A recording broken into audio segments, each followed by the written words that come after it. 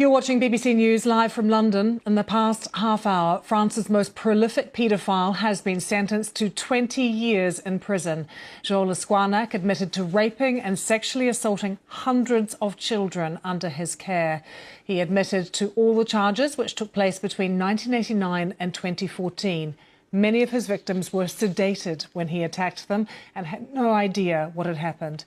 He's already in prison after being sentenced for raping and sexually assaulting 4 children, including 2 of his nieces.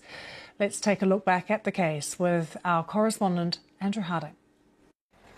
In the police car, France's most prolific paedophile, heading back to court here in the town of Vannes.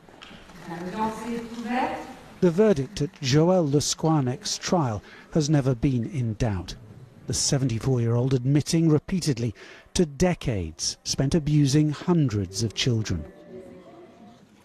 "I am a paedophile and a child rapist," he told the court.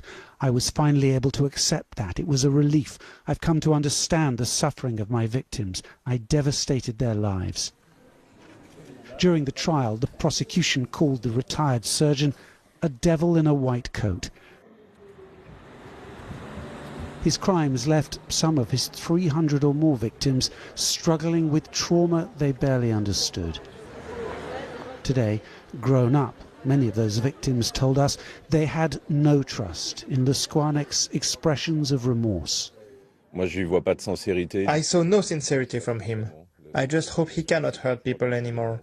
But I don't expect him to change. Le Scouarnec spent years raping patients in rural hospitals, but administrators knew as far back as 2005 that he was a paedophile, that he'd watched child abuse online. He still kept his job.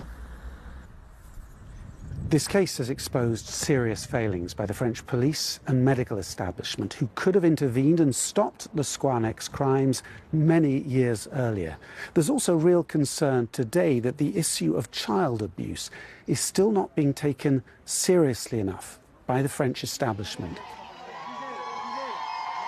Last year, Gisèle Pellico drew global attention to the trial of her 50 rapists and to the issue of drug-facilitated rape. By contrast, many of Le Scouarnec's victims feel forgotten.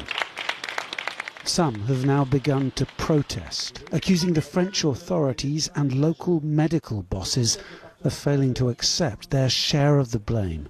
They're in denial. It's both individual and collective. It's quite astonishing, really. Our government and our society are not outraged.